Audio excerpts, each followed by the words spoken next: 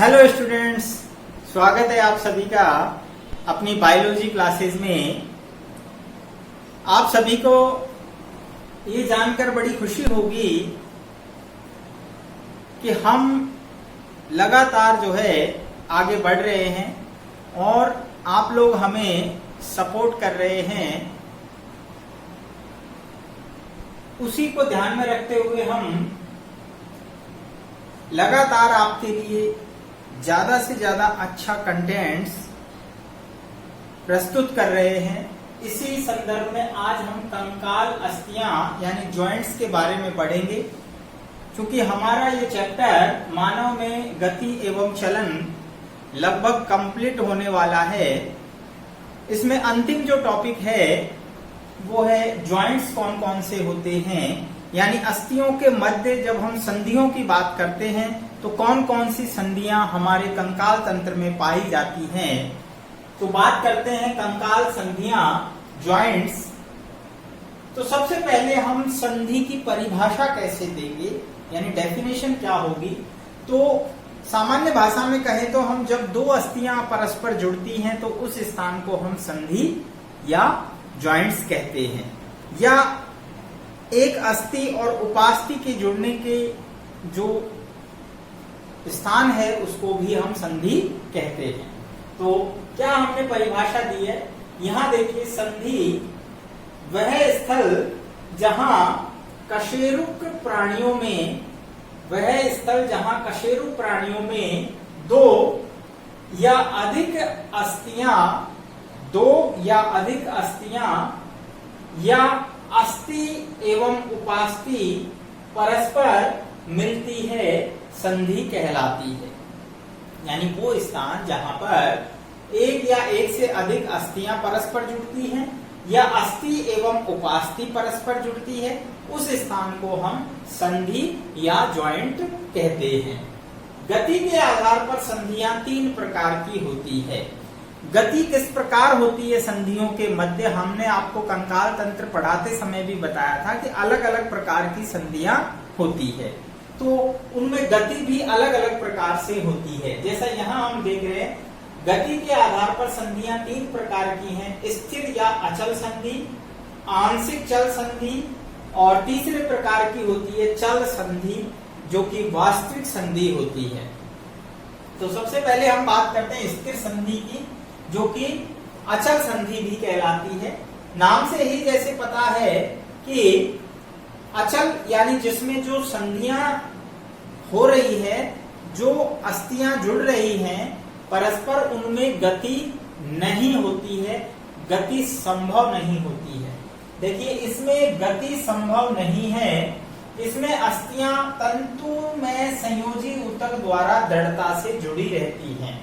यानी हम बात करें तो अस्थियां जुड़ी हुई हैं, लेकिन वो इतनी दृढ़ता से जुड़ी हैं कि वो परस्पर आपस में अगर मूवमेंट करना चाहे तो उनमें मूवमेंट संभव नहीं होता है।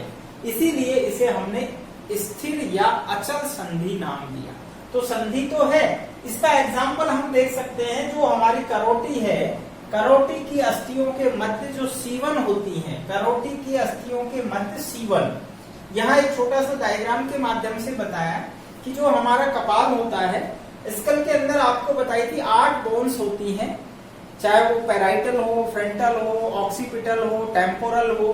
तो यहाँ पर आप देख रहे हैं कि बीच में उनके मध्य में एक सिलाई होती है, बिल्कुल जैसे धागे से सिलाई की हुई हो। वास्तव में ये दो संधियों के बीच में ज्वाइंट, दो अस्थियों के बीच में ज्वाइंट होता है। जैसे हम बात करें तो ये ऑक्सीपिटल है, ठीक है, जो पीछे की तरफ होती है, और यहाँ आप देख रहे हैं पैराइटल है। तो पैराइटल और ऑक्सीपिटल के मध्य आप देख रहे हैं ज्वाइंट। इसी तरह से नीचे टेम्पोरल है साइड में ये, और फिर यहाँ पैराइटल के मध्य है।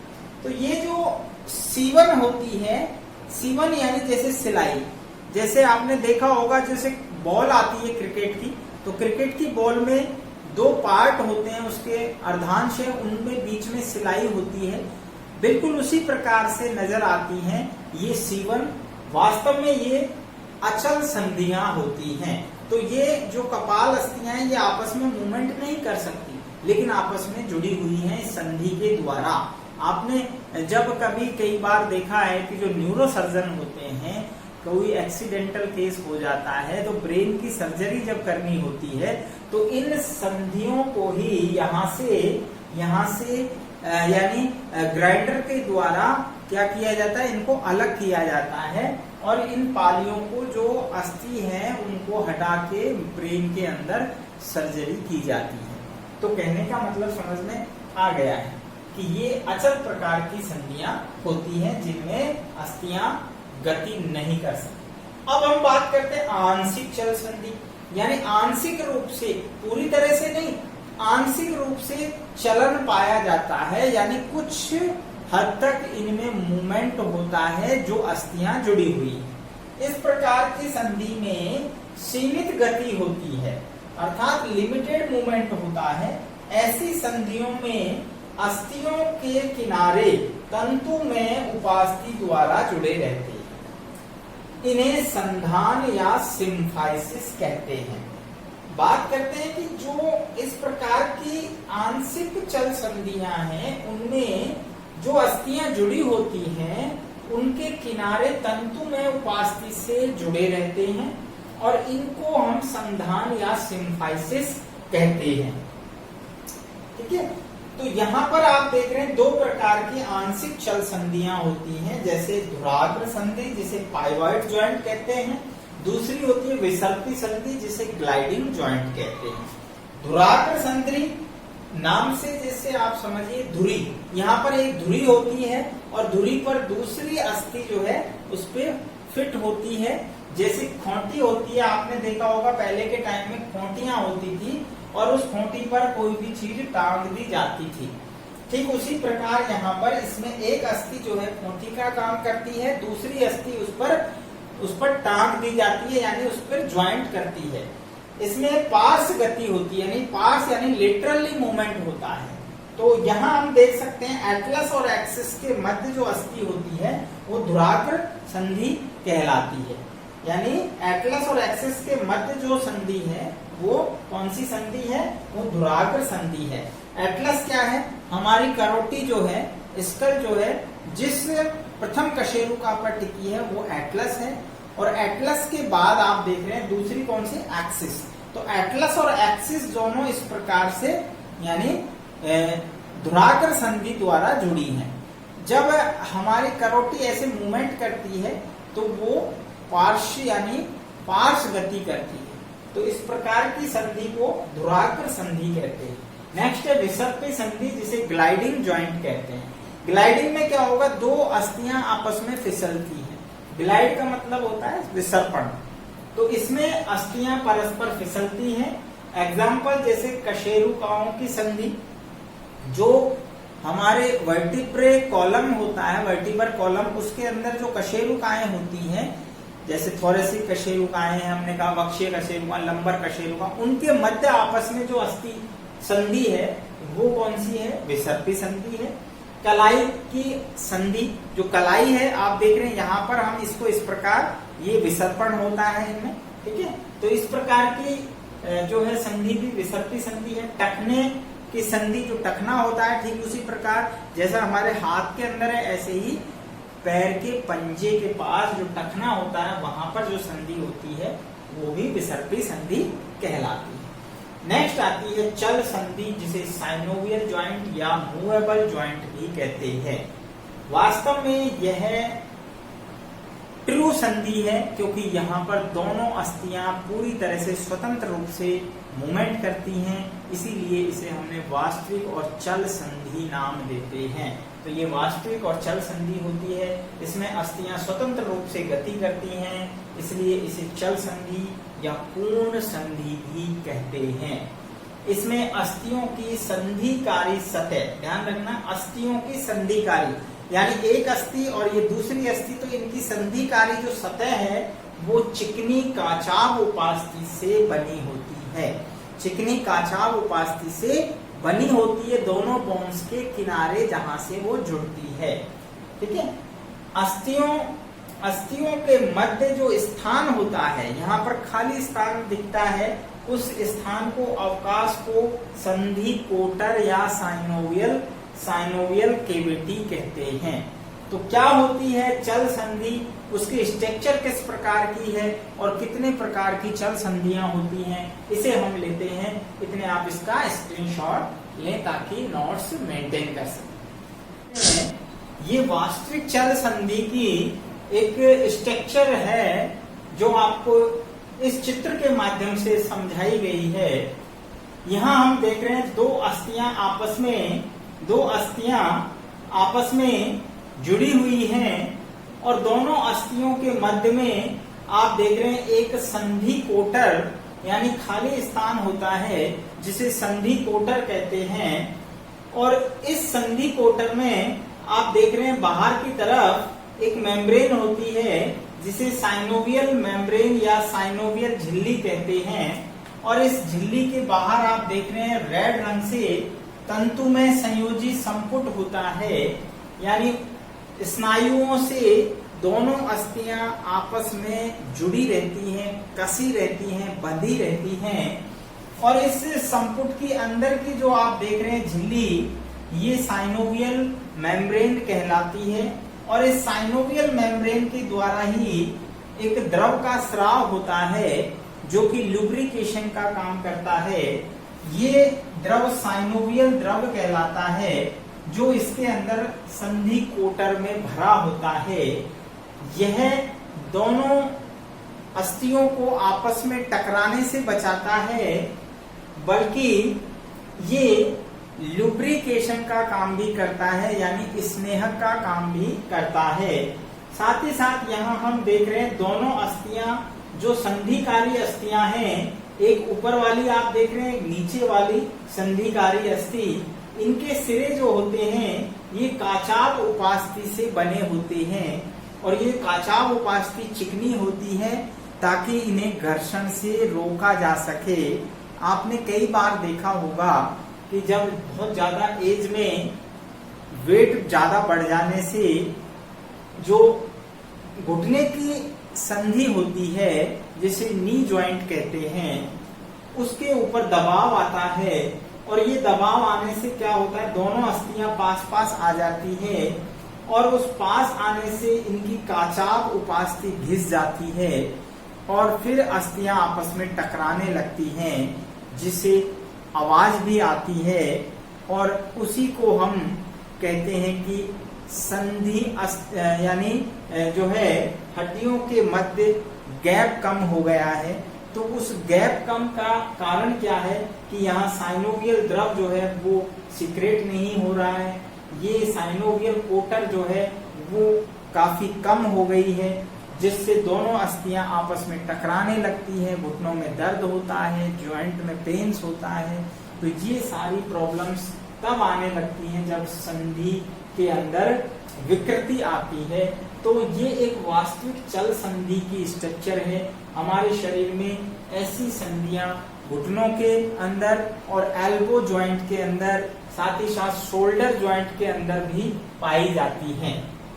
तो देखते हैं यहाँ पर हम चल संधि के अंदर हमने देखा कि अस्थियां स्नायु से जुड़ी रहती हैं। दोनों अस्थियां जो है स्नायु, ये रेड कलर से हमने दिखाया, लिगामेंट से जुड़ी रहती हैं जो संधि के चारों ओर दृढ़ संपुट बनाते हैं। ये जो संधि है उसके चारों ओर, ये न सिर्फ दोनों ओर है, यहाँ हमें डायग्राम में दोनों तरफ नजर आ रहे हैं, बल्कि ये चारों ओर होते हैं, इसको पैक किए रहते हैं चारों ओर से, ठीक है। और एक दृढ़ संपुट यानी एक कैप्सूल बनाते हैं और इस संपुट कोशिकीय संधि झिल्ली से आस्तरित रहता है। अब आप देखिए संपुट जो है वो कोशिकीय संधि झिल्ली से आस्तरित रहता है। ये जो आप संपुट यानी देख रहे हैं कोटर, ये किससे, साइनोवियल मेम्ब्रेन से आस्तरित है। साइनोवियल मेम्ब्रेन साइनोवियल द्रव का स्राव करती है जो कि संधि को पोषण व स्नेहन यानी लुब्रिकेशन प्रदान करता है। इसको पोषण भी देगा। ये जो जिसको अपन कहते हैं कि पैरों में ग्रीस जो है, घुटनों में ग्रीस खत्म हो गया है, सामान्य भाषा में कहते हैं, तो ये ग्रीस वास्तव में जो है वो साइनोवियल द्रव होता है जो साइनोवियल झिल्ली के द्वारा स्रावित होता है। तो ये लगातार अगर सीक्रेट हो रहा है तो हमारी संधि स्वस्थ रहेगी, हेल्दी रहेगी और उसमें लुब्रिकेशन का काम होता रहेगा, तो हमारे जॉइंट अच्छी प्रकार से काम करेंगे। तो ये हुई हमारी वास्तविक और चल संधि की स्ट्रक्चर। इसके बाद हम देखते हैं कि वास्तविक और चल संधियां 3 प्रकार की हो सकती हैं। तो यहाँ हम देख रहे हैं, पहली है कंदुक खलिका संधि, जिसे सॉकेट एंड बॉल ज्वाइंट कहते हैं। सॉकेट या इसे स्टॉक और बॉल ज्वाइंट भी हम कहते हैं। कंदुक खलिका यानी कहने का मतलब ये है कि यहाँ ये जो संधि है ये 360 डिग्री पर घुमाव कर सकती है।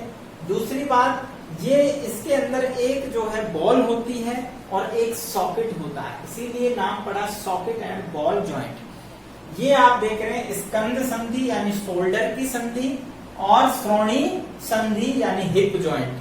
तो 2 ज्वाइंट जो हैं वो कंदुक खलिका संधि प्रकार के हैं। एक तो कंधे का ज्वाइंट, दूसरा शोल्डर यानी हमारे जो है कूल्हे का ज्वाइंट। तो इसको हम कंदुक खलिका संधि कह रहे हैं। इसमें अब हमने आपको पहले भी बताया था, एक जो है यानी ह्यूमरस जो है उसका सिर और जो अंश मेखला है उसमें एक सॉकेट होता है, उस सॉकेट को कहते हैं ग्लिनोइड खांच। तो ग्लिनोइड खांच में ह्यूमरस का सिर, ये जैसे ग्लिनोइड खांच है और ये ह्यूमरस का सिर है, तो आप देख सकते हैं ये ग्लिनोइड खांच में ह्यूमरस का सिर इस प्रकार ये रोटेट करता है। तो इसी प्रकार हम जो है यानी 360 डिग्री पर हाथ को हम घुमा सकते हैं। तो ये कौन सी संधि हुई? कंदुक खलिका यानी सॉकेट और बॉल ज्वाइंट। इसी प्रकार हमारे जो है कूल्हे के अंदर हम देखते हैं श्रोणी मेखला में आपको एसिटाबुलम खांच बताई थी, यानी एसिटाबुलम सॉकेट के अंदर जो फीमर है हमारी जांग की अस्थि, फीमर का सिर जो है वो ज्वाइंट करता है, संधि करता है, वो भी स्टॉक एंड बॉल ज्वाइंट होता है। तो बात समझ में आ गई। तो 360 डिग्री पर हम इसमें घुमाव कर सकते हैं। दूसरी है कब्जा संधि, जिसे हम हैंग ज्वाइंट भी कहते हैं। कब्जा संधि क्या होती है? जैसे आपने देखा होगा एक गेट होता है, तो गेट में जो है कब्जे लगे होते हैं और वो गेट जब हम उसको खोलते हैं तो वो लगभग 180 डिग्री घूमता है। तो यहाँ पर भी जो संधि होती है उसमें एक ही तल में यानी मूवमेंट संभव होता है और 180 डिग्री के पर घुमाव होता है। जैसा आप देख रहे हैं कोहनी संधि, एल्बो ज्वाइंट और घुटने का नी ज्वाइंट, इसके अलावा जो है उंगलियों की अस्थियां आप देख रहे हैं। ये अपना जो है एल्बो ज्वाइंट है। तो एल्बो ज्वाइंट में यहाँ आपको बताया था रेडियस अल्लाह के अंदर जो खांच होती है उसमें आपको ह्यूमरस का जो नीचे वाला यानी जो चक्रक होता है वो संधि करता है। तो अब आप देख रहे हैं कि यहाँ से हमने मूवमेंट चालू किया तो ये 180 डिग्री पर मूवमेंट हो गया। इसके बाद पीछे की तरफ आप करना चाहें तो ये नहीं होगा। तो ये कौन सा ज्वाइंट हुआ? ये हैंग ज्वाइंट हुआ, इसे कब्जा संधि कहते हैं। इसी प्रकार उंगलियों में आप देख रहे हैं यहाँ पर हमने यहाँ से यहाँ तक 180 डिग्री पर घुमाव होता है, लेकिन आप पीछे की तरफ चाहें तो इसको घुमा नहीं सकते, तो 180 डिग्री पर घुमाव होता है। इसी प्रकार हमारा जो घुटने का ज्वाइंट है वो भी आप देख रहे हैं 180 डिग्री पर यानी कब्जा संधि की तरह काम करता है। तो ये कौन सी प्रकार का ज्वाइंट हुआ? हैंग ज्वाइंट, दैट इज कब्जा संधि। तीसरे प्रकार की संधि है दीर्घवृत्तज संधि। दीर्घवृत्तज संधि जो होती है वो रेडियस और कार्पल्स के मध्य होती है। रेडियस हमारे ये हाथ के अंदर कलाई की अस्थि है और यहाँ कार्पल्स होती है, तो इनके मध्य जो संधि होती है उसे हम दीर्घवृत्तज संधि कहते हैं। तो उम्मीद है आज का जो टॉपिक था हमारा वो संधियों के ऊपर था, जॉइंट्स के ऊपर था। शरीर में जॉइंट्स कितने प्रकार के होते हैं, चल संधि की स्ट्रक्चर किस प्रकार से होती है और वास्तविक चल संधि जो होती है उसे वास्तविक चल संधि क्यों कहते हैं? क्योंकि इसमें दोनों अस्थियां स्वतंत्र रूप से मूवमेंट करती हैं और इसके बीच में एक कैविटी होती है जिसे संधि कोटर कहते हैं, जिसमें साइनोवियल द्रव जो कि ग्रीस का काम करता है, जो कि लुब्रिकेशन का काम करता है, हमारी संधियों को यानी हमारे जो ज्वाइंट्स हैं उनको ठीक प्रकार से रखता है, घर्षण से बचाता है, उन्हें पोषण देता है अगर ये हमारा ज्वाइंट स्वस्थ रहता है तो हमें घुटनों से संबंधित ज्वाइंट, जो भी हमारे जहां भी जिस हिस्से में ज्वाइंट्स हैं वो स्वस्थ रहते हैं। तो मुझे उम्मीद है कि आपको आज का टॉपिक अच्छी प्रकार समझ में आया होगा। तो मिलते हैं नेक्स्ट वीडियो के साथ में, तब तक आप शेयर कीजिए, अपने साथियों को सब्सक्राइब कीजिए। जो नए स्टूडेंट्स हैं वो चैनल को सब्सक्राइब करें। ज्यादा से ज्यादा वीडियो आपके पास जो है हम लेकर आएंगे। देखते रहिए लगातार हमारा जो है breakthrough with Bharat sir. और मिलते हैं नेक्स्ट वीडियो में, तब तक के लिए धन्यवाद।